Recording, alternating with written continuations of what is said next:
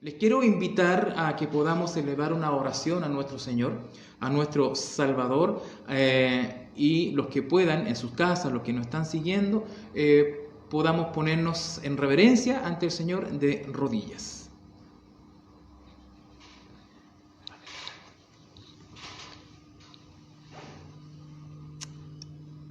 Bendito Señor y Dios eterno, Padre Santo, oh Rey de Reyes y Señor de Señores, Creador del cielo y de la tierra y del mar y de la fuente de las aguas, a ti sea honra, gloria, alabanza. Gracias le damos, Señor eterno, por este hermoso día que nos has regalado en este día sábado. Gracias porque sabemos que estamos obedeciendo a tu mandamiento, específicamente al cuarto mandamiento, Señor, de guardar tu día de reposo. Gracias por poder estar en tu casa de adoración y poder transmitir en vivo, Señor, las enseñanzas bíblicas a través de la escuela bíblica, la escuela sabática, y como también ahora, Señor, poder predicar de tu hermoso mensaje. Sabemos que en esta hora usted nos tiene, Señor, una enseñanza en la cual debemos sacar dos aplicaciones y necesitamos la dirección, la guía de tu Espíritu Santo. Señor, que yo mengüe para que usted crezca en mí, para que de mi boca no salgan palabras humanas, sino que salga toda palabra que venga de lo alto. Rogamos, Señor, que en este lugar puedan estar, Señor, también tu compañía, tu Espíritu Santo, mi Dios, y también tus santos ángeles. Bendiga a cada hermano y amigo que nos está siguiendo a través de esta página, Señor. Cuídalos, protégelos y bendícelos. Guía sus vidas también, Señor, y que en este tu día santo también puedan gozarse en tu presencia. Saber de que a pesar de todos los problemas que estamos pasando y teniendo, no estamos solos, sino que siempre usted está con nosotros. Se vienen días difíciles, días en los cuales vamos a tener que tomar grandes decisiones para vida eterna o para muerte eterna. Y es por eso que rogamos que ahora usted también nos bendiga y nos ayude a entender tu palabra. Te damos las gracias, mi Señor, y oramos humildemente por los méritos de Cristo Jesús, nuestro Señor y nuestro Salvador. Amén. Amén.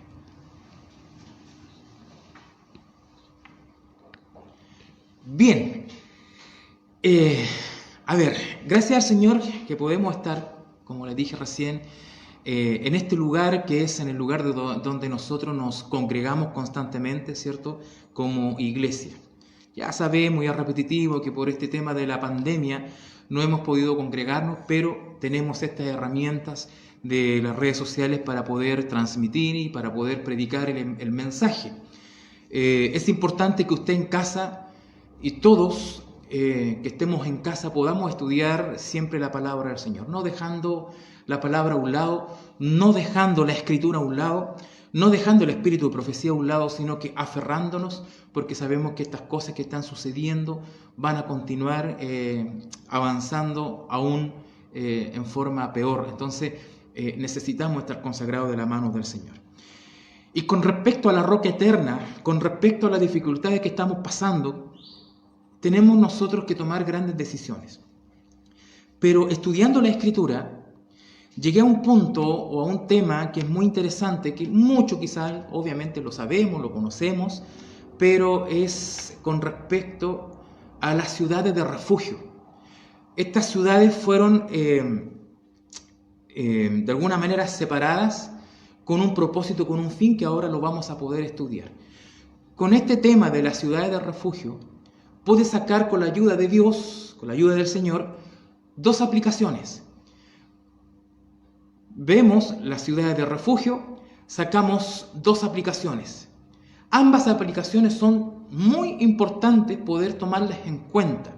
Aplicación o un paralelismo para los tiempos del fin. ¿Qué es lo que vamos a tener que hacer? La ciudad de refugio era un lugar donde aquellos que habían cometido algún asesinato, ¿cierto?, tenían que huir a esta ciudad de refugio. Valga la redundancia, refugio es para cuidarlo, protegerlo, ¿cierto?, del vengador. Pero bueno, vamos a avanzar mejor en la Escritura. Bien, entonces, yo los invito a abrir sus Biblias en el libro de Números, Antiguo Testamento, en el libro de Números, y vamos a leer el capítulo 35. Números capítulo 35. Y obviamente, como así nos dice y nos ha enseñado el Señor, nos vamos a apoyar con la Biblia y con el espíritu de profecía. Bien, Números capítulo 35, y vamos a leer el versículo 11. Dice lo siguiente con respecto a las ciudades o la ciudad de refugio. Dice: os señalaréis ciudades de refugio tendréis, donde huya el homicida que hiere a alguno de muerte por yerro. Bien, entonces, después de haber leído este versículo, vamos a inclinar nuestro rostro para pedir la ayuda de Dios, la de su Espíritu Santo, para poder analizar y poder captar con nuestros corazones, que es la mente, ¿cierto?, lo que el Señor nos quiere enseñar. Oh Padre, gracias le damos por este día de vida y salud que nos has dado, y gracias te damos porque en este momento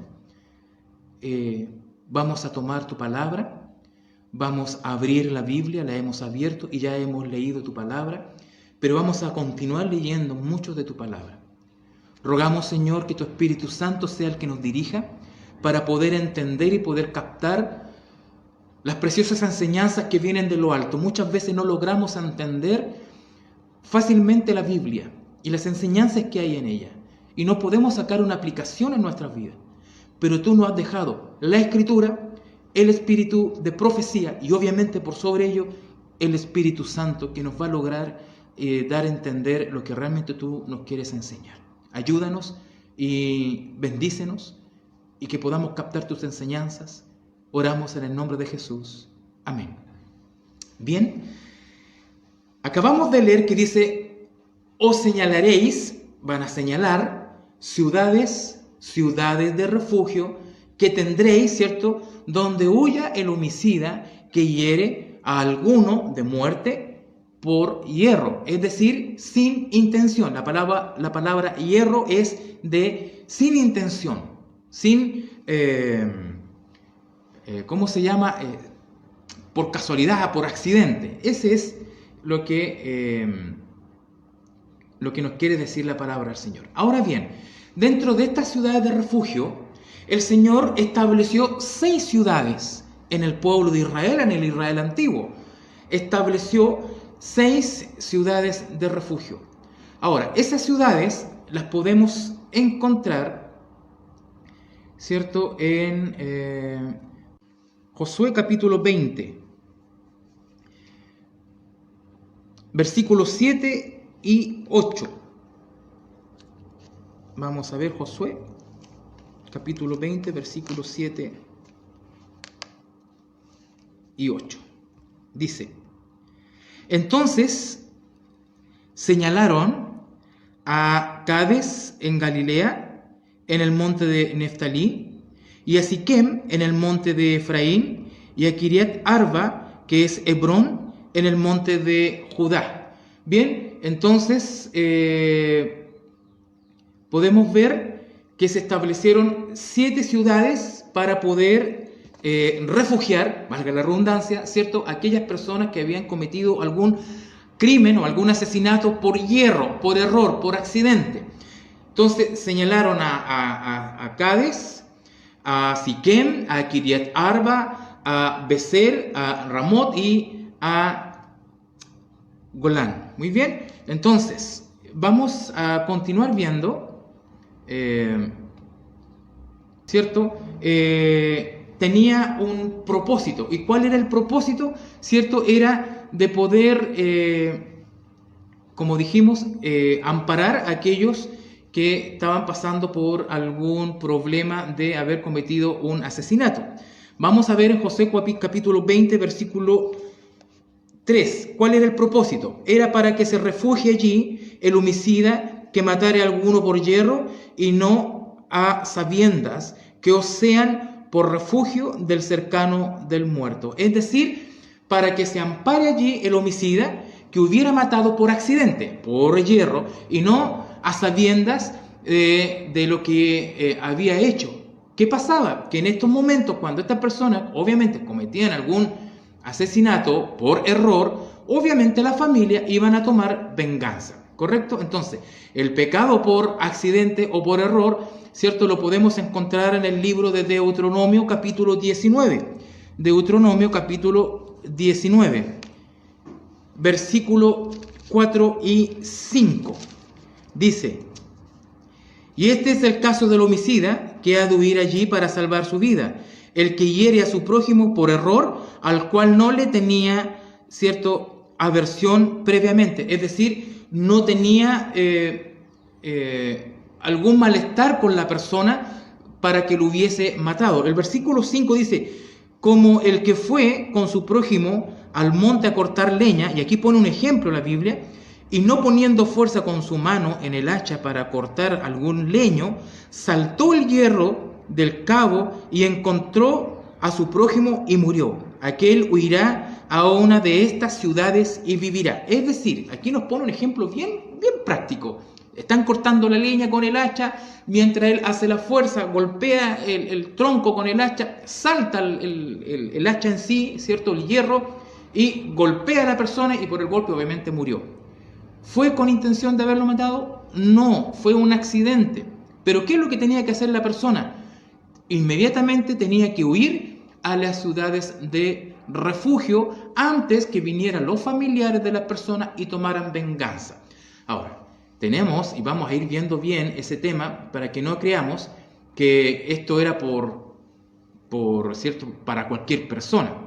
Porque aquí podemos ver en Josué capítulo 20 y versículo 9, podemos ver quiénes podían refugiarse y por qué motivo podían ir a refugiarse, ¿cierto? Y decía, versículo 20, y guardares, Josué 20, volvamos a Josué 20, y el versículo 9 que dice: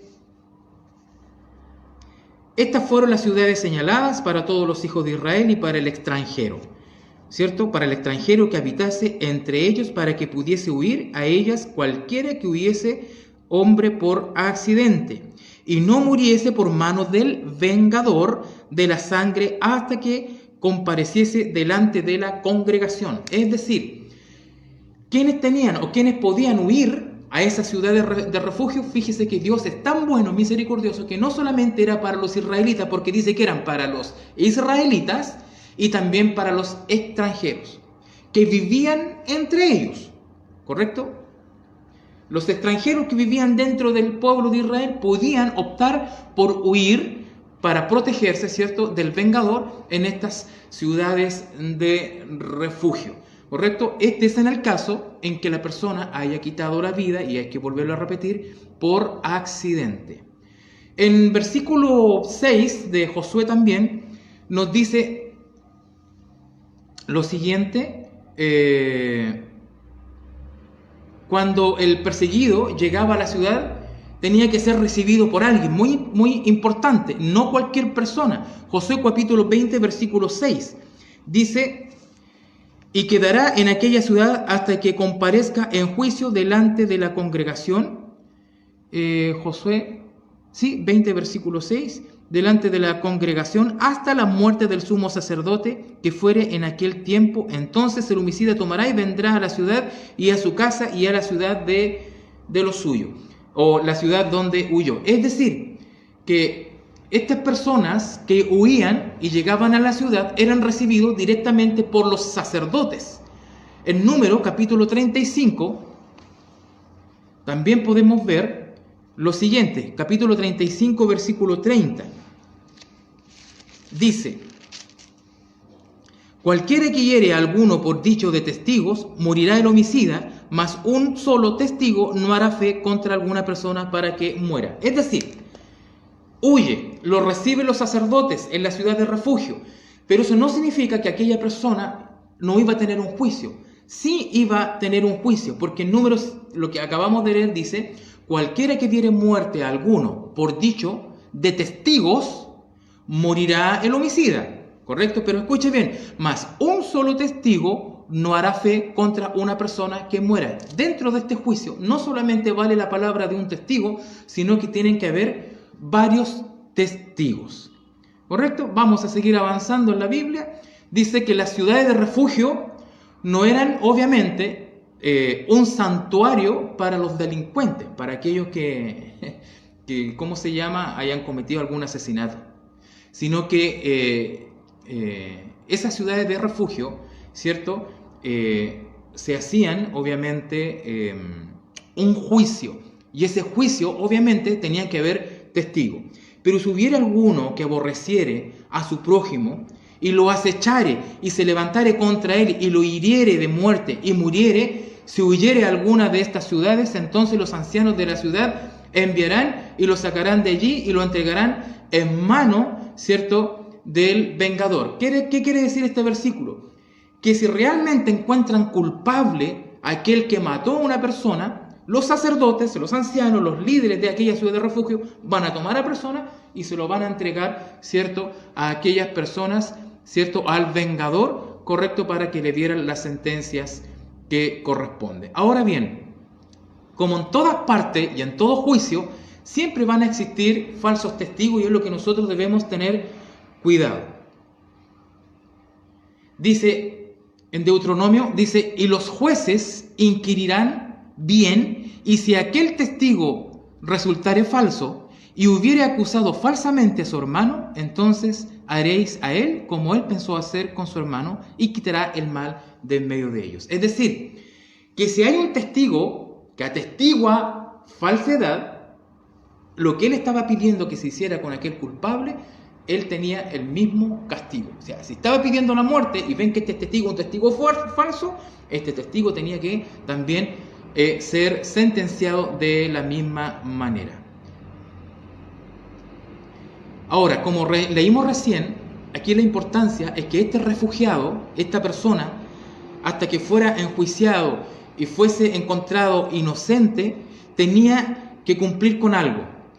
El refugiado debía permanecer en aquella ciudad hasta la muerte del sumo sacerdote, y si salía de esa ciudad, él podía perder ese beneficio, obviamente, porque si lo sorprendía el vengador, obviamente lo iba a matar.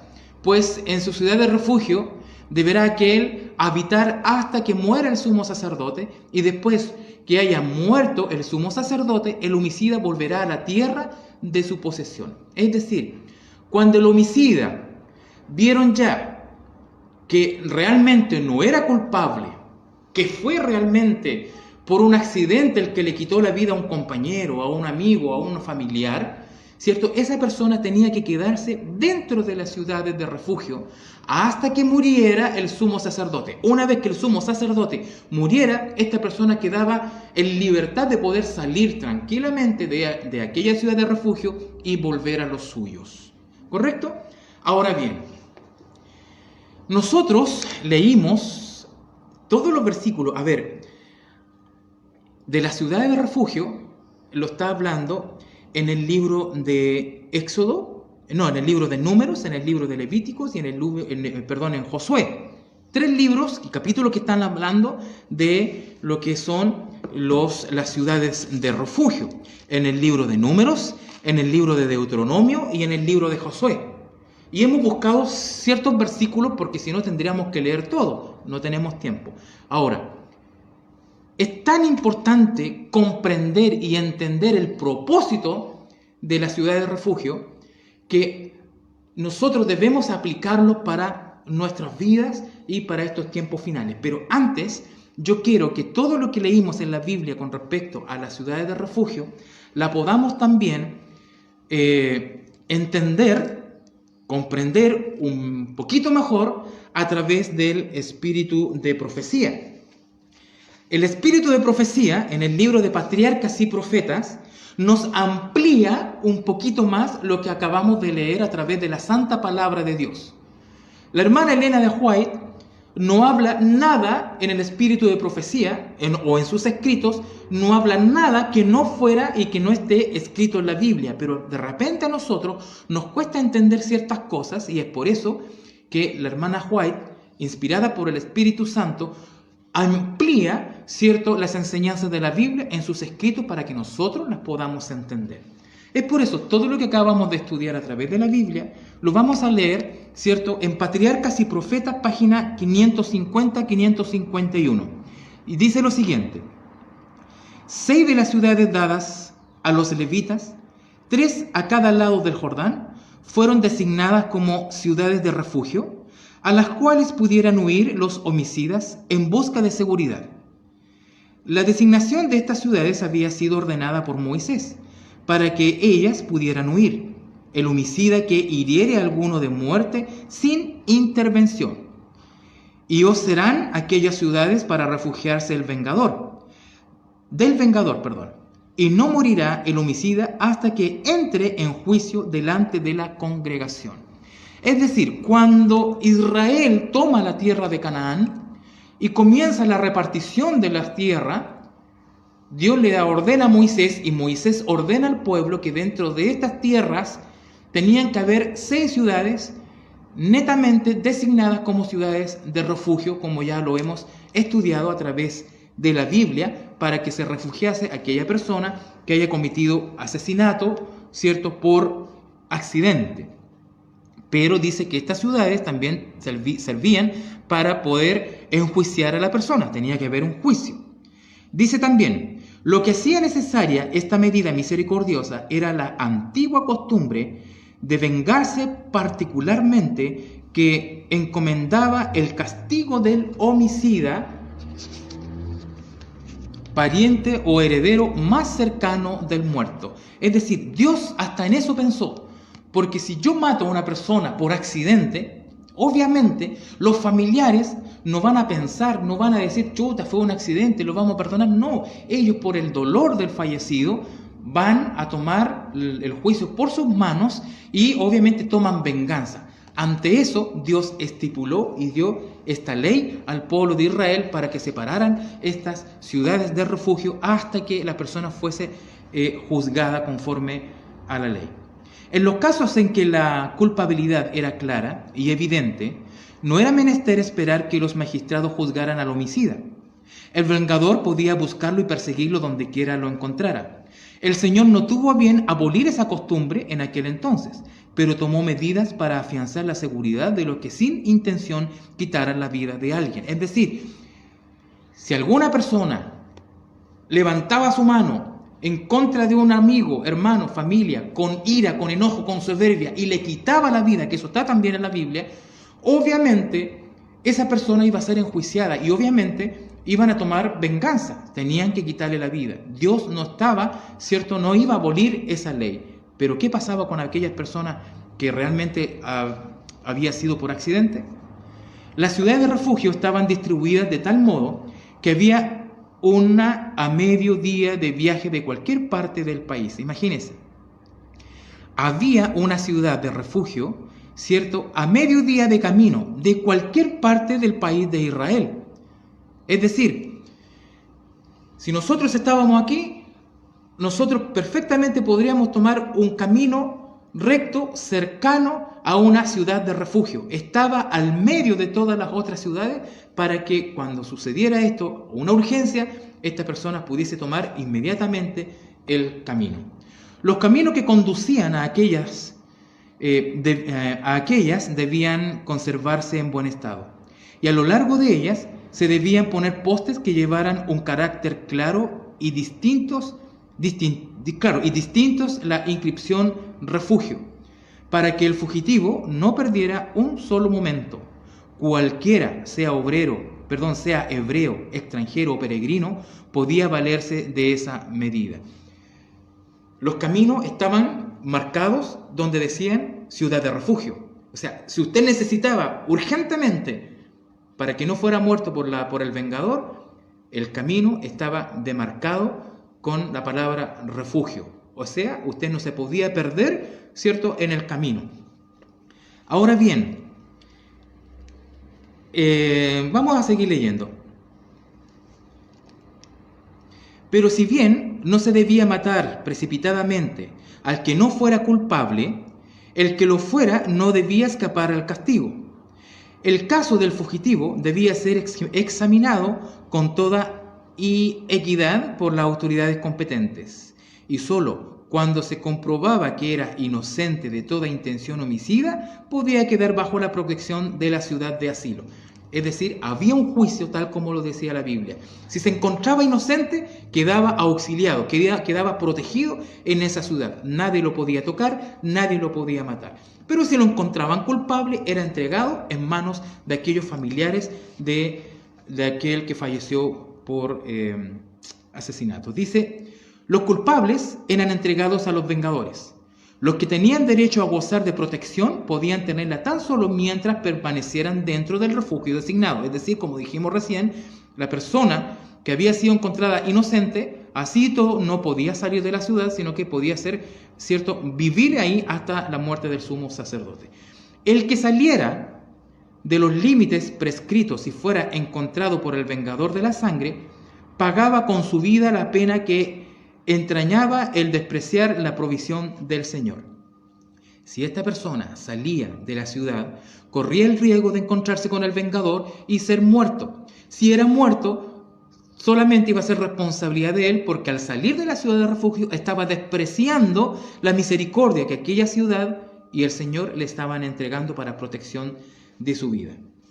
Pero a la muerte del sumo sacerdote, todos los que habían buscado asilo en las ciudades de refugio quedaban en libertad para volver a sus respectivas propiedades. Una vez, como lo explicamos recién, una vez que el sumo sacerdote muriera, la persona quedaba en libertad de poder reencontrarse con sus familiares y seres queridos.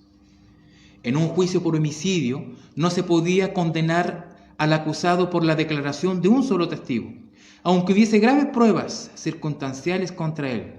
La orden del Señor fue: cualquiera que diere muerte a alguno por dicho de testigos, morirá el homicida, mas un solo testigo no hará fe contra una persona para que muera. Eso está en Números 35, versículo 30, que lo acabamos de leer.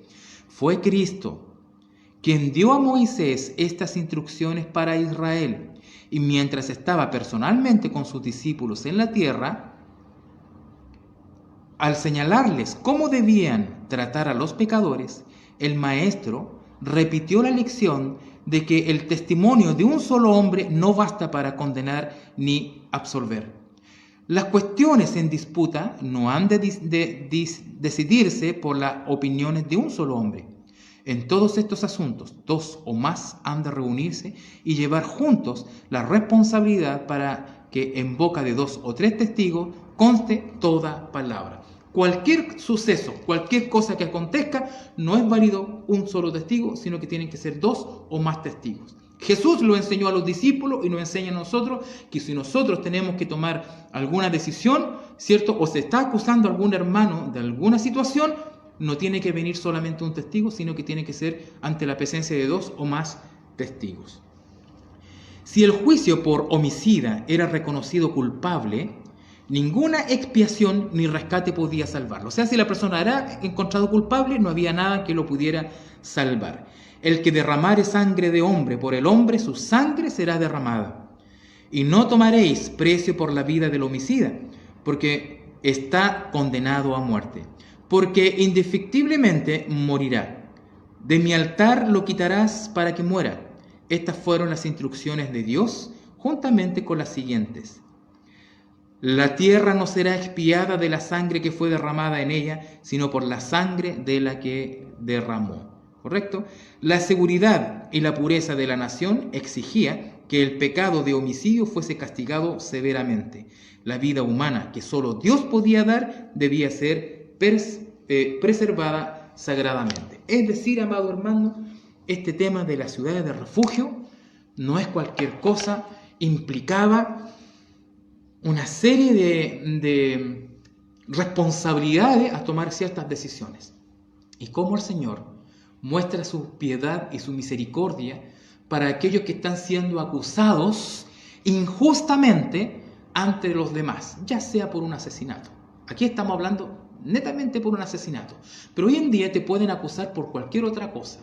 Y el Señor te manda, ¿cierto?, a que tú tengas confianza que solamente en Jesús tenemos refugio. Ahora bien, la aplicación que la quiero hacer ahora, con la ayuda de mi Señor, con la ayuda de Dios, es que si nosotros, el pueblo de Dios, estamos llevando un mensaje específico y un mensaje especial para estos tiempos, en la cual estamos nadando contra la corriente, por decirlo así, nosotros vamos a ser acusados.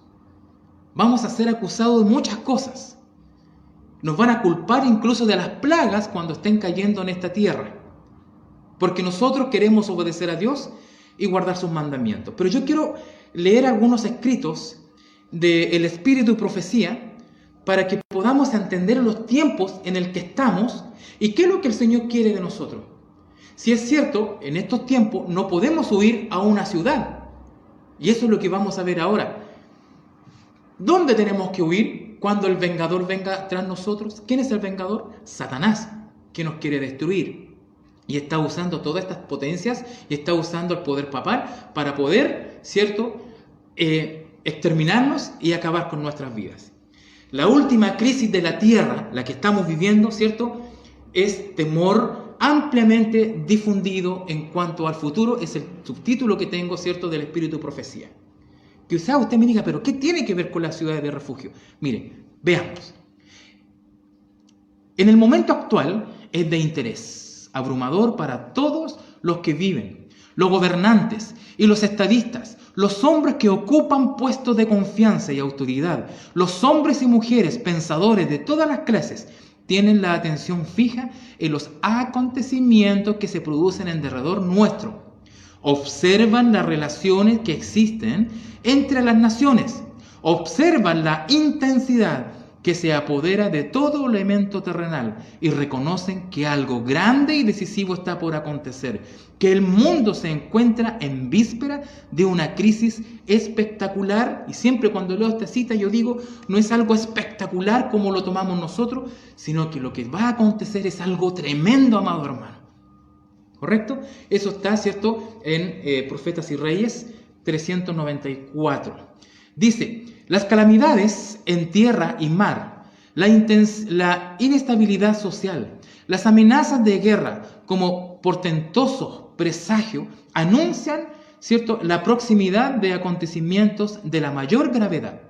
Las agencias del mal de Satanás, ¿cierto?, se coligan y acrecen sus fuerzas para la gran crisis final. Grandes cambios están a punto de producirse en el mundo y los movimientos finales serán rápidos. Amados, aquí nosotros, el Espíritu de Profecía nos está declarando que estamos en vísperas de grandes cosas. Estamos en medio de una pandemia. Muchos adultos mayores han muerto. Intencional o no, pero han muerto. Satanás está operando en los altos mandos. Está operando en los líderes mundiales. Y eso lo sabemos, no nos podemos hacer los sordos. Pero sin embargo, el pueblo de Dios aún continúa durmiendo. Estamos viendo todos los acontecimientos. Y eso nos lleva a que tenemos que despertar porque sabemos que estamos en los últimos días y la gran crisis final, como dice el Espíritu de Profecía, se acerca. ¿Por qué? Pronto vendrán tiempos angustiosos. Si usted cree que esto de la pandemia va a pasar, quizás puede pasar por un ratito, pero después de la pandemia va a venir algo peor. Si no viene un cataclismo, si no viene un terremoto, si no viene una nueva pandemia, algo va a venir, amados hermanos. ¿Saben por qué? Porque el tiempo para esta tierra y el tiempo de gracia se está por terminar. Y nosotros debemos tomar cartas en el asunto. Debemos primeramente dejar de ser como la iglesia de la Odisea en estar durmiendo y creyendo que nosotros lo tenemos todo y tenemos toda la verdad. Porque pronto vendrán tiempos angustiosos. El tiempo de angustia, que irá en aumento hasta el fin, está a las puertas. No tenemos tiempo que perder. El mundo está agitado con el espíritu de guerra. Las profecías del capítulo 11 de Daniel casi han alcanzado su cumplimiento final. Y esto está en la Review and Journal, noviembre 24 de 1904. ¿Correcto? Hermanos, el tiempo de angustia se viene. El espíritu de guerra ya está actuando. Ya hay guerra en varios lugares. Ahora, el tiempo de angustia, como no ha habido desde que hubo en naciones, como dice Daniel capítulo 12, versículo 1, es inminente. Y nos encontramos como las vírgenes dormidas. Debemos despertar y pedirle al Señor Jesús que nos sostenga con sus brazos eternos y nos lleve a través del tiempo de prueba que está ante nosotros. Tal como las vírgenes insensatas, el pueblo está durmiendo. Podemos ir a la iglesia, podemos guardar el sábado, podemos guardar los mandamientos, pero estamos durmiendo. Y el Señor nos manda a través de la palabra y el Espíritu de Profecía que nosotros debemos despertar. Fíjese también lo que dice la Review and Journal en febrero 11 de 1904. Dice, el mundo se está volviendo más y más anarquista, ¿correcto? Pronto una gran angustia sobrecogerá a las naciones. Una angustia que no cesará hasta que Jesús venga. Es por eso que nosotros, cuando empecemos a ver estas cosas, la palabra del Señor dice, erguíos y levantar vuestras cabezas, porque a pesar de que el mundo se está cayendo, el mundo se está perdiendo, ya no salimos tranquilos a las calles, dice erguíos, levantar nuestras cabezas porque la redención está cerca. Es decir, Cristo ya viene a buscar a su iglesia. Mientras más se acerca la venida de Cristo, el mundo más se empeora, porque Satanás lo único que quiere hacer es tener el control del mundo entero a través de sus líderes mundiales, ¿cierto? Y lo único que quiere es destruir la creación de Dios. Bien. En Joya de los Testimonios, en tomo 3, página 306, dice, estamos en vísperas del tiempo de angustia y nos esperan dificultades apenas sospechadas. Si nosotros vemos que todo lo que hemos pasado es difícil, doloroso, angustioso, dice que esto es en la víspera. Es por eso que si nosotros analizamos Mateo capítulo 24, nosotros estamos recién en el momento de, se me fue la palabra, principio de dolores. Es decir, estamos en las vísperas, ¿cierto?, del tiempo de angustia. También dice, nos hallamos en el mismo umbral de la crisis de los siglos. En rápida sucesión se seguirán unos a otros los castigos de Dios, incendios e inundaciones, terremotos, guerras y derramamiento de sangre. Profetas y Reyes 208. Tiempos tormentosos están delante de nosotros, pero no profiramos una palabra de descreimiento o desánimos. El Espíritu de Profecía ya nos está adelantando y ya lo estamos viviendo y va a ser la cosa peor, donde nos hallamos en el umbral de la crisis final, ¿cierto? con rápida sucesión y seguirán una cosa tras otra, una catástrofe tras otra, ¿cierto? Y van a venir los castigos de Dios, incendios, inundaciones, terremotos, guerra, derramamiento de sangre. Mi pregunta, si usted ve a su alrededor, aquí mismo en Quilpué, en Santiago, en Chile, ¿acaso no estamos viendo derramamiento de sangre? ¿Acaso no estamos viendo abuso de poder? ¿Acaso no estamos viendo, cierto, en otros países terremotos, incendios en Estados Unidos y en otros lugares? Aquí mismo en Chile, ¿cuántos incendios no hemos tenido? Entonces, el Señor nos está advirtiendo que estas cosas están sucediendo y van a suceder. Y resulta que el Señor, como tengo puesto acá, Dios siempre ha advertido en cuanto a los juicios que van a venir. Sigo leyendo el espíritu de profecía en el deseo de toda la gente. Dios advirtió siempre a los hombres los juicios que iban a caer sobre ellos. Dios nunca se ha quedado callado. Siempre nos ha advertido de los juicios que van a caer sobre los hombres.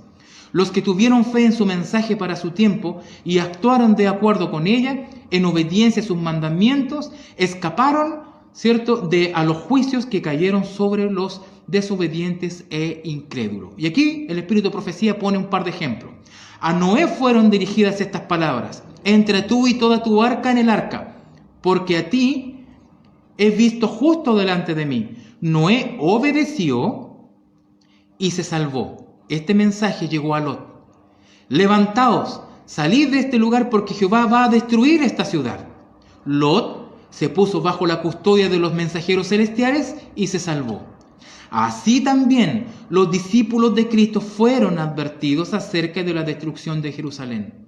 Los que se fijaron en la señal de la ruina inminente y huyeron de la ciudad escaparon a la destrucción. Así también, escuche bien, ahora hemos sido advertidos acerca de la segunda venida de Cristo y de la destrucción que ha de sobrecoger al mundo. Los que presten atención a la advertencia se salvarán. El Señor constantemente, a través de la santa palabra de Dios y a través del espíritu de profecía, nos ha advertido que Cristo viene ya, que la venida de Cristo es inminente y por ende, antes que Jesús venga, van a caer todos estos juicios y nosotros debemos estar despiertos para poder consagrarnos al Señor. Dios nos ha dicho qué esperar en nuestros días. Antes de la crucifixión, el Salvador había predicho a sus discípulos que iba a ser muerto y que resucitaría del sepulcro. Y hubo ángeles presentes para grabar esas palabras en las mentes y en los corazones. Pero los discípulos esperaban la liberación política del yugo romano y no podían tolerar la idea de que aquel en quien todas sus esperanzas estaban concentradas fuese a sufrir una muerte ignominiosa. Desterraron de su mente las palabras que necesitaban recordar y cuando llegó el momento de la prueba, los encontró sin la debida preparación. La muerte de Jesús destruyó sus esperanzas, igual que si no las hubiese predicho. Escuche bien, así como aquellos discípulos que fueron advertidos, Jesús lo dijo, no lo quisieron escuchar, no lo quisieron entender. Escuche bien lo que nos advierte el espíritu de profecía.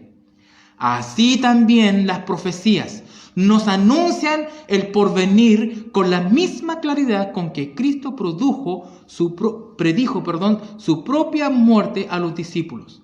Los acontecimientos relacionados con el fin del tiempo de gracia y la preparación para el tiempo de angustia han sido presentados con claridad. Es por eso que nosotros no podemos decir a mí nadie me dijo, porque el espíritu de profecía aún está vigente.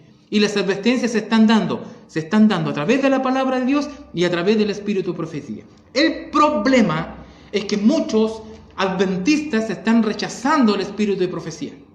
Muchos del pueblo de Dios están desechando el espíritu de profecía. Porque están mirando a la persona y no están mirando quién inspiró a la persona, de dónde viene la inspiración.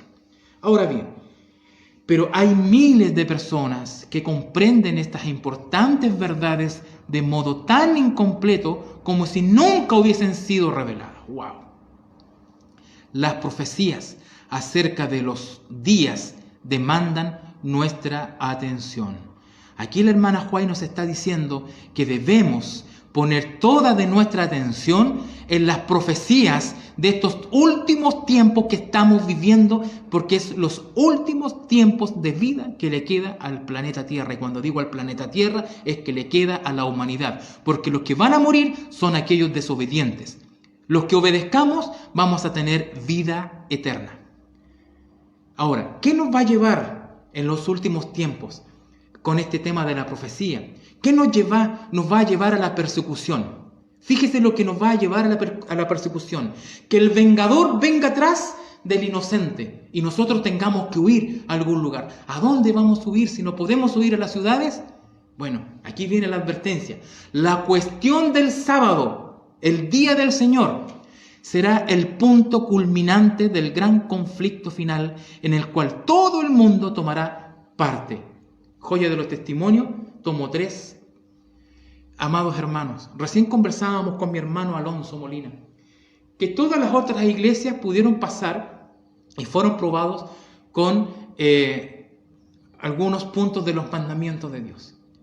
El pueblo de Dios, el Israel espiritual, en estos últimos tiempos, nuestra prueba final justamente va a ser con la cuestión del sábado, con el cuarto mandamiento. La obediencia a Dios a través de su mandamiento y a través del cuarto mandamiento, que es el Shabbat, que es el sábado de Dios. Es por eso que aquí el Espíritu de Profecía nos dice, la cuestión del sábado será el punto culminante del gran conflicto final en la cual todo el mundo tomará parte. ¿Por qué? O vamos a guardar los mandamientos de Dios o vamos a guardar la ley dominical impuesta por el poder papal. Escuche bien lo que dice el Espíritu de Profecía. Las demás naciones seguirán el ejemplo de los Estados Unidos, que va a ser quien va a implementar la ley dominical, y luego todo el resto de las otras naciones van a copiarle y van a seguir el ejemplo y van a también sacar leyes dominicales, y al final la ley dominical va a ser a nivel mundial. Las demás naciones seguirán el ejemplo de Estados Unidos. Si bien estos encabezarán el movimiento, la misma crisis sobrevendrá a nuestro pueblo en todas partes del mundo. El reemplazo de lo verdadero por lo falso es el último acto del drama. Dios se manifestará cuando esta situación llegue a ser universal, cuando las leyes de los hombres sean exaltadas por sobre las leyes de Dios, es decir, los mandamientos de Dios, cuando las potencias de esta tierra traten de obligar a los hombres a guardar el primer día de la semana, es decir, el domingo, entiendan que ha llegado el tiempo para que Dios actúe, es decir, van a comenzar a caer las plagas a la tierra. ¿Y a quién van a culpar por la caída de las plagas? A los que no estamos obedeciendo al poder papal. Esto está en conflicto de los siglos, ¿correcto? Ahora bien, dice, la situación de leyes humanas en lugar de la ley de Dios, la exaltación del domingo prescrita por una simple autoridad humana en reemplazo del sábado bíblico constituye el último acto del drama. Cuando esta situación sea universal, Dios se revelará. Se levantará en su majestad y sacudirá poderosamente la tierra con sus plagas. Joya de los Testimonios 142 y 143. Todo el mundo apoyará la legislación dominical. Escuche bien, todo el mundo apoyará la legislación dominical, es decir, van a apoyar la ley dominical. Los malos declaraban que ellos tenían la verdad, que los milagros sucedían entre ellos, que los ángeles del cielo hablaban y caminaban con ellos, que entre ellos se hacían con gran poder señales y prodigios, y que este era el milenio temporal que habían estado esperando por tanto tiempo. El mundo entero estaba convertido en una armonía con la ley del domingo, con falsedades, ¿cierto? Mensaje selecto, tomo 3, página 489. El mundo entero será incitado a la enemistad contra los adventistas del séptimo día, porque ellos no rendirán pleitesía al papado, honrando el domingo, la institución de este poder cristiano. Es decir, el papado va a sacar esta ley dominical. Y obviamente todos aquellos que están en favor del papado van a decir que han habido milagros, porque sí van a aparecer falsos profetas y van a hacer milagros, van a hacer sanidades, etc. Todos ellos se van a ir en contra de los adventistas del séptimo día, contra el pueblo de Dios que guarda los mandamientos de Dios y tiene la fe de Jesús, porque los adventistas del séptimo día, donde me incluyo, ¿correcto? Donde incluimos nuestra congregación, ¿correcto? Vamos a ser perseguidos. Vamos a ser perseguidos para matarnos. ¿Qué es lo que vamos a hacer nosotros, amados hermanos? ¿A dónde podemos acudir con todo esto que se nos viene encima por obedecer los mandamientos de Dios? Aquellos que pisotean la ley de Dios elaborarán leyes humanas que obligarán a la gente a aceptarlas. Los hombres idearán, aconsejarán y planearán lo que los demás harán. Todo el mundo guarda el domingo, dicen. ¿Y por qué este pueblo tan poco numeroso no está en armonía con las leyes del país? Muchos van a decir, ¿por qué estos pocos, estos adventistas, ahora hay evangélicos que también están guardando el sábado, ¿por qué esta minoría no obedecen al papado y no obedecen las leyes y no guardan el domingo? ¿Qué se creen? Tal como Donald Trump una vez dijo, ¿y quiénes son los adventistas del séptimo día? ¡Wow! Creo que le contestaron, ¿eh? Yo también le hubiera contestado un par de cosas. La controversia se centra en la cristiandad. El llamado mundo cristiano será el teatro de acciones grandes y decisivas. Hombres en posesiones de autoridad pondrán en vigencia leyes para controlar la conciencia, según el ejemplo del papado. Babilonia, refiriéndose a la gran ramera, al poder papal, ¿cierto? Babilonia hará que todas las naciones beban del vino del furor de su fornicación. Toda nación se verá envuelta acerca de ese tiempo. Juan, el revelador, declara esa cita en Apocalipsis, cierto, capítulo 18. Estos tienen un mismo propósito. Habrá un vínculo de unión universal, una gran armonía, una gran confederación de fuerzas satánicas, y entregarán su poder y su autoridad a la bestia, al poder papal. Así se manifiesta el mismo poder opresivo y autoritario contra la libertad religiosa, contra la libertad de adorar a Dios, de acuerdo con los dictados, con la conciencia, como lo manifestó el papado cuando en el pasado, en la Edad Media, persiguió a los que se atrevieron a no conformarse con los ritos religiosos y las ceremonias de los romanistas. Y aquí está hablando de los reformistas, de la Reforma, de Martín Lutero, Wycliffe y todos aquellos a cuales el poder papal mandó a matar, porque no aceptaron, ¿cierto?, cumplir con sus leyes del poder papal y hacer todos los rituales de la Iglesia romana. Todo el mundo cristiano estará involucrado en el gran conflicto final entre la fe y la incredulidad. La Review Young Herald, febrero 7, nos informa eso. Escuche bien, no solamente los adventistas, no solamente nosotros que hemos aceptado el mensaje de Dios que le reveló al pueblo adventista. Todo el mundo cristiano estará involucrado en este gran conflicto, en decidir, o le soy fiel a Dios a través de sus mandamientos guardando el sábado, o le soy obediente al poder papal que está imponiendo, porque ya lo está haciendo, imponiendo el domingo. Y ya lo he explicado, amado hermano. Ahora en octubre el Papa se reúne con líderes mundiales. ¿Qué acuerdos van a tomar? Me imagino, pero dentro de esto es que el Papa Francisco, lo único que quiere hacer es cumplir con todo el trabajo que han hecho los papas anteriores de poder imponer la ley dominical. Y no lo han podido hacer porque Dios lo ha estado reteniendo. Pero tarde o temprano se va a producir. Así que aquellos que quieran ir a pelear para que no se dicte la ley dominical lo van a hacer por demás, porque se tiene que cumplir. Porque esa es la alerta que nosotros tenemos, ¿cierto?, para abandonar las ciudades. Ahora bien, Como dije recién, todo el mundo cristiano estará involucrado en el gran conflicto final entre la fe y la incredulidad. Toda la cristiandad quedará dividida en dos grandes categorías: la de los que guardan los mandamientos de Dios y la fe de Jesús, y la de los que guardan los mandamientos, y los que adoran a la bestia y a su imagen y reciben su marca. A los que adoran al poder papal, que es la bestia, y a su imagen, que es el día domingo, que es la marca de la bestia. Una vez que el sábado llegue a ser el punto especial de controversia en toda la cristiandad y las autoridades religiosas y civiles se unan para imponer la observancia del domingo, que ya está pasando, la negativa persistente por parte de una pequeña minoría, es decir, el pueblo de Dios, los que guardan los mandamientos de Dios y tienen la fe de Jesús, ¿cierto? Vuelvo a leer. Y la negativa persistente por parte de una pequeña minoría de ceder a la exigencia popular la convertirá en objeto de execración universal.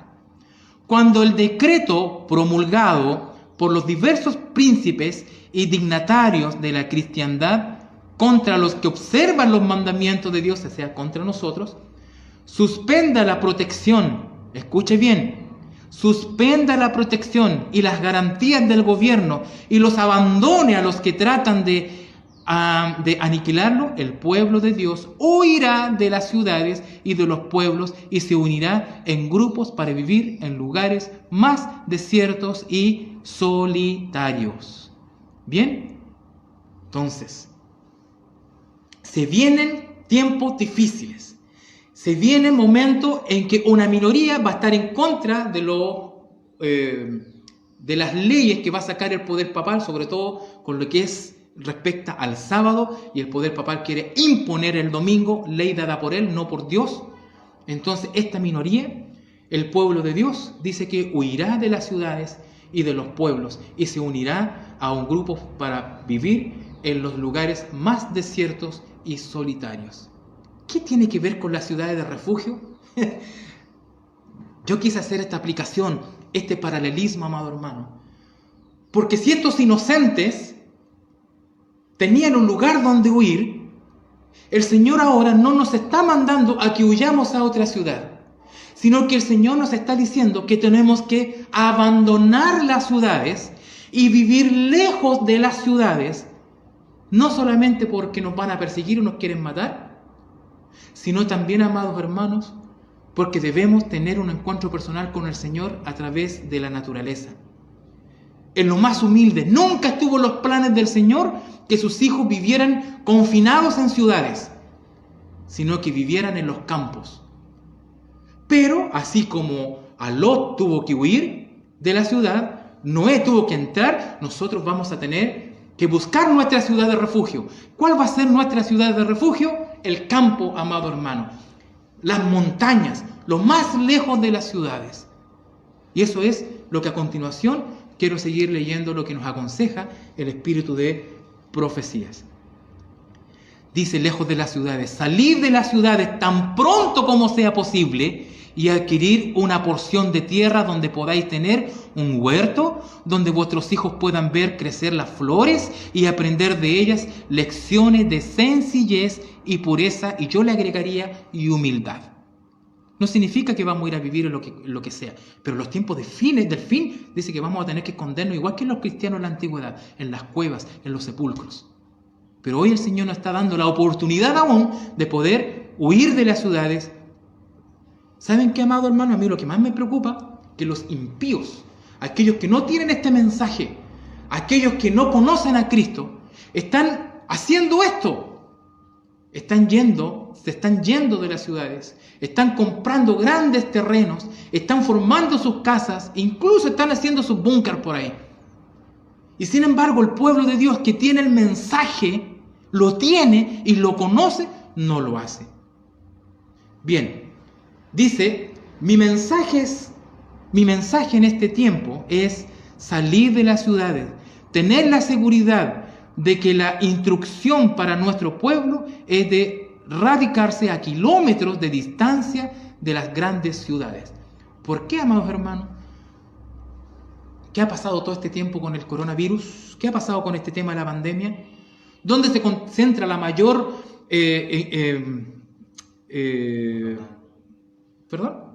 mortandad, el mayor tema de infección? En las ciudades, amados hermanos. Es por eso que el Señor siempre nos ha dicho, vivan en el campo, fuera de las ciudades.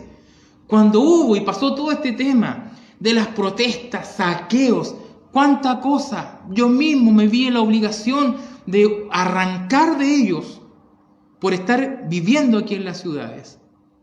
Y el Señor nos dice, vayan al campo, vivan en el campo. Allá, hermanos, pueden evitar todo este tipo de cosas, sobre todo cuando venga el tiempo de persecución, como lo hemos estado leyendo recién. Una y otra vez el Señor ha instruido a los miembros de su pueblo a que saquen sus familias de las ciudades y las lleven al campo, donde puedan cultivar sus propias provisiones. Porque el futuro, el problema de comprar y vender será muy serio. Porque después cuando el poder papal saque la ley dominical, aquellos que no tengan su marca, la palabra dice, no podrán ni vender, ni comprar ni vender. ¿Correcto? Pero si vivimos en el campo y nosotros podemos sembrar nuestra tierra, vamos a poder comer de lo que el Señor nos va a dar por sobreabundancia. Ahora deberíamos prestar atención a la instrucción que se nos ha dado vez tras vez. Salid de las ciudades e id a los distritos rurales, donde las casas no están apiñadas, que es lo que más sueño yo, amados hermanos, no están apiñadas unas al lado de otras, y donde estaréis libres de las interferencias de los enemigos, donde nuestros hijos no van a ser tentados, amados hermanos. Pero cuando nosotros estemos en el campo, no significa que nosotros tenemos que abandonar la obra del Señor aquí en las ciudades. El mensaje del Evangelio se debe concentrar en las ciudades, pero nosotros no debemos vivir en las ciudades. Hay que trabajar en favor de las ciudades desde puestos de avanzada. ¿Qué es lo que son puestos de avanzada? Yo he estudiado un poquito esto, muy poquito, pero he logrado entender qué es lo que es un puesto de avanzada. ¿Por qué digo he logrado estudiar y aprender? Porque nosotros como iglesia evangélica no teníamos este mensaje precioso, el cual ahora nosotros sí lo tenemos. Los puestos de avanzada es cuando, por ejemplo, mi persona tengo un terreno en el campo y yo veo que hay uno o dos familias de nuestra congregación que no tienen la posibilidad de poder obtener un terreno. Yo los invito a vivir en mi terreno y ahí formamos un puesto de avanzada. ¿Por qué? Porque con nuestros hermanos no vamos a abandonar la ciudad en la predicación del Evangelio, sino que todos nuestros hermanos nos vamos a ir a trabajar en el Evangelio, a predicar la palabra del Señor, a dar las últimas advertencias a la humanidad, que Cristo viene, ¿cierto? Pero después nosotros regresamos a nuestros hogares. Bueno, y puesto de avanzada involucra un fin de más cosas que hacer, pero esto es lo básico que yo le puedo dar. Por eso que aquí la hermana White nos dice y nos enseña que hay que trabajar en favor de las ciudades, no abandonarlas en el sentido de no predicar el Evangelio, sino que hay que predicar a favor de las ciudades desde puestos de avanzada. El mensajero de Dios dijo, ¿no serán amonestadas las ciudades? Sí, pero no por el pueblo de Dios que vivan en ellas, sino mediante sus visitas realizadas para advertirlas de lo que acontecerá sobre la tierra. El mensajero pregunta, ¿no serán amonestadas las ciudades? ¿Nos vamos a ir a predicar el Evangelio? Sí, pero no por los que viven en las ciudades, sino por las visitas, que los que vivimos en el campo vengamos a las ciudades a predicar el Evangelio. En esas ciudades debemos tener casas de culto como monumento de Dios, pero las instituciones destinadas a la publicación de la verdad, a la curación de los enfermos y a la preparación de los obreros deben establecerse fuera de las ciudades. Es especialmente importante que nuestra juventud sea protegida de las tentaciones de la vida en la ciudad. Amado, esto está en mensaje selecto. Amados, en las ciudades dice que debemos tener nuestros templos, ¿cierto? Debemos tener nuestros templos para hacer cultos para Dios, ¿cierto? Pero todo el resto del trabajo también debemos hacerlo fuera de las ciudades. Entonces, el llamado de Dios en esta hora de la mañana es primero que nosotros despertemos y no seamos como las vírgenes insensatas y podamos buscar esta ciudad de refugio, pero en el campo. Nosotros, amados hermanos, usted, amado hermano, adventista del séptimo día, usted que conoce este mensaje, usted debe empezar a orar al Señor. Debemos orar al Señor para que el Señor nos dé un lugar en el campo. Si usted me pregunta a mí, ¿tengo dónde irme? No tengo dónde irme. No lo leí, pero el Espíritu Profecía también dice de que es necesario que muchos queden en las ciudades, van a quedar en las ciudades, con el propósito de predicar el Evangelio. No todos vamos a poder salir de las ciudades, pero los que puedan y en forma ordenada, organizada, tienen que salir de las ciudades a un refugio, al refugio que solamente podemos encontrar en Dios a través de la naturaleza. Y de ahí, de las ciudades, poder venir a trabajar para la obra del Señor. Podemos congregarnos aquí en la iglesia, aquí en las ciudades, predicar en las ciudades, pero todo tenemos que hacerlo también en el campo. Esa era una de las aplicaciones importantes que yo quería compartir con ustedes a través de la ciudad de refugio. Pero creo que esta aplicación que viene ahora está por sobre todo lo demás. Está por sobre la salida al campo, está por sobre lo que va a venir, está por sobre la persecución que vamos a sufrir. Porque en el libro de Salmos capítulo 7 versículo 1 dice: en ti, oh Jehová, me he refugiado. No sea yo avergonzado jamás. ¿Por qué? Porque Cristo es nuestro refugio. Salmos 71, versículo 3 dice: sé para mí una roca de refugio, donde recurra yo continuamente. También nos dice en el libro de Juan: yo soy el camino y la verdad y la vida. Es decir, si Jesús es nuestro camino, es el camino hacia la ciudad de refugio. Yo soy, dice el Señor, la puerta de la ciudad de refugio. ¿Correcto? También dice Cristo: yo soy el sumo sacerdote. ¿Cierto? Apóstol y sumo sacerdote de nuestra profesión en Cristo Jesús. Solamente en Jesús, por la gracia de Jesús, nosotros podemos encontrar el refugio. Hoy podemos ir a la ciudad de refugio. Sé para mí una roca de refugio donde recurra yo continuamente. Salmo 71. Somos acusados y perseguidos por Satanás, el acusador de nuestros hermanos, como también nos dice el libro de Apocalipsis capítulo 12 y versículo 10.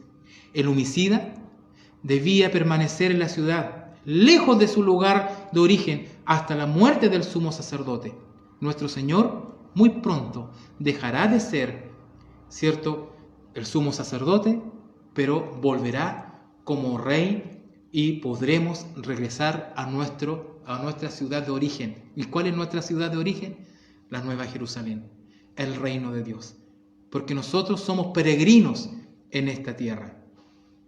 ¿Cuál es nuestro hogar original? Más nuestra ciudadanía, dicen Filipenses, está en los cielos, de donde también esperamos al Salvador, el Señor Jesucristo. Amados,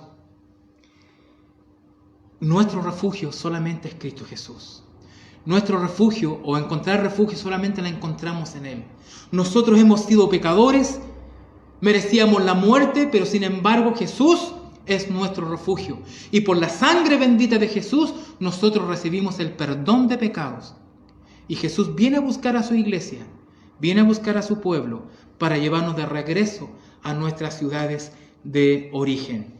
Que el Señor nos ayude, que el Señor nos bendiga, porque si nosotros no tenemos a Cristo en nuestras vidas, nosotros no creemos que Jesús es nuestro refugio, no creemos que Jesús es la ciudad de refugio donde nosotros podemos estar con Él y donde nosotros estamos siendo juzgados en esta hora, pero sabemos que vamos a ser encontrados inocentes mientras nos mantengamos en la fe en Cristo Jesús. Si nosotros no tenemos a Cristo en nuestras vidas, no sacamos nada con irnos de las ciudades al campo. Y no sacamos nada con ir a la iglesia, no sacamos nada con estudiar la Biblia de tapa a tapa, ni el espíritu de profecía, ni todos los tomos del libro de profecía, si nosotros no conocemos a Jesús y no tenemos una relación personal con el Señor, porque si no la tenemos, no es nuestra ciudad de refugio. No tenemos refugio en Cristo Jesús. Pero Jesús sí quiere darte todo lo que tú necesitas para tu salvación. Para terminar, quiero leer aún más el espíritu de profecía. Dice lo siguiente: las ciudades de refugio destinadas al antiguo pueblo de Dios eran un símbolo del refugio proporcionado por Cristo. El mismo Salvador misericordioso que designó esas ciudades temporales de refugio proveyó, por medio del derramamiento de su propia sangre, un asilo verdadero para los transgresores de la ley de Dios, el cual pueden huir de la segunda muerte y hallar seguridad. No hay poder que pueda arrebatar de sus manos a las almas que acuden a Él en busca de perdón. Ahora pues, ninguna condenación hay para los que están en Cristo Jesús. ¿Quién es el que condenará? Cristo es el que murió, más aún el que también resucitó, el que además está a la diestra de Dios, el que también intercede por nosotros, para que tengamos un fortísimo consuelo los que hemos acudido para asirnos de la esperanza puesta delante de nosotros. ¿Qué esperanza nosotros como hijos de Dios tenemos? El que huía a la ciudad de refugio no podía demorarse, abandonaba su familia y su ocupación, no tenía tiempo para despedirse de los seres amados. Su vida estaba en juego y debía sacrificar todos los intereses para lograr un solo fin: llegar al lugar seguro. Olvidaba su cansancio y no le importaban las dificultades. No osaba a mirar el paso ni siquiera por un solo momento hasta hallarse dentro de las murallas de la ciudad. El pecador está expuesto a la muerte eterna hasta que encuentre un escondite en Cristo. Y así como la demora y la negligencia podían privar al fugitivo de su única oportunidad de vivir, también las tardanzas y la indiferencia pueden resultar en ruina de almas. Satanás, el gran adversario, sigue los pasos de todo transgresor de la santa ley de Dios, y el que no se percata del peligro en que se halla y no busca fervorosamente abrigo en el refugio eterno, será víctima del destructor.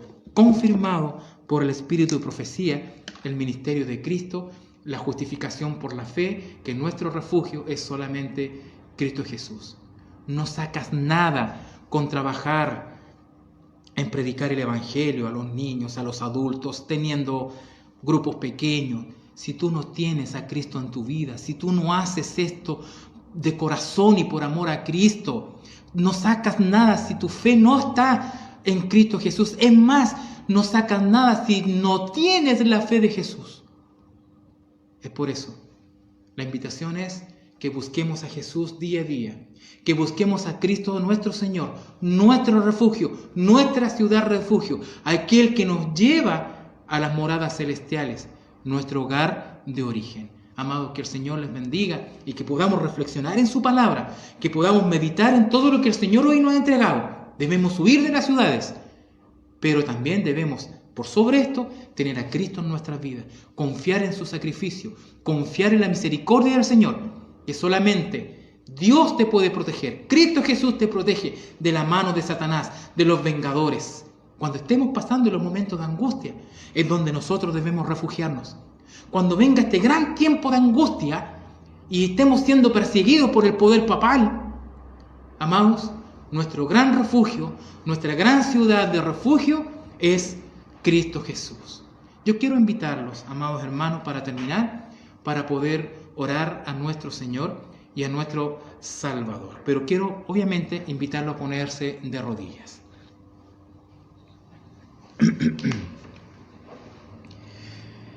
Señor, oh Dios eterno, Cristo amado de la gloria, cuántas gracias le damos, porque a través de estas ciudades de refugio que usted, Señor, destinó y separó para tu pueblo y para los extranjeros, hoy en día nosotros también tenemos esta ciudad de refugio y la tenemos solamente en Cristo Jesús, Señor nuestro. Gracias porque en ti, oh Señor Jesús, tenemos esta esperanza de vida eterna. Gracias, Señor Jesús, porque en ti tenemos la esperanza de ser perdonados nuestros pecados. No importando lo que hayamos hecho durante toda nuestra vida, pero sabemos que en ti, Señor, podemos encontrar el verdadero perdón. Sabemos que en ti, Señor, podemos encontrar, Señor, la verdadera seguridad y la esperanza de poder tener vida eterna. Señor, estudiamos también un poquito con respecto a salir de las ciudades en estos tiempos.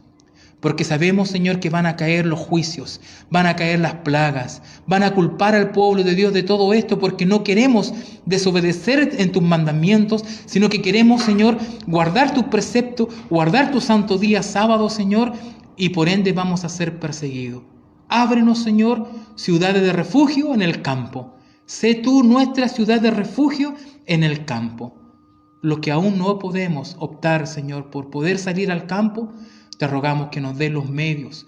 Te rogamos, Señor, que uses tus instrumentos también para aquellos que no podemos y podamos llegar al campo. Podamos, Señor, levantar y formar estos puestos de avanzada para ir, Señor, a predicar el mensaje. Para ir, Señor, a aquellos que aún no han escuchado y han obedecido, Señor, a tus advertencias. Tu venida es inminente y tú quieres que todos, Señor, lleguen al arrepentimiento para que todos sean salvos. Sabemos que muchos van, Señor, a despreciar tu salvación, pero ahí nosotros debemos estar predicando, Señor, hasta el último momento en que lo podamos hacer.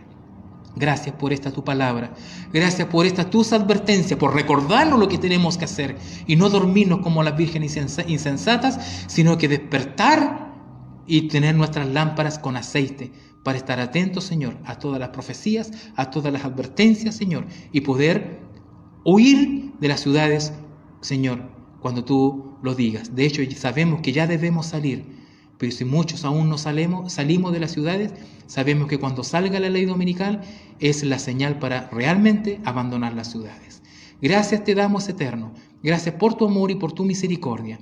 Oramos por cada uno de nuestros hermanos y amigos que nos siguieron, nos oyeron o nos van a seguir viendo a través de este video. Rogamos, Señor, que tú toques sus vidas, sus corazones y puedan entregar sus vidas a ti, Señor Jesús.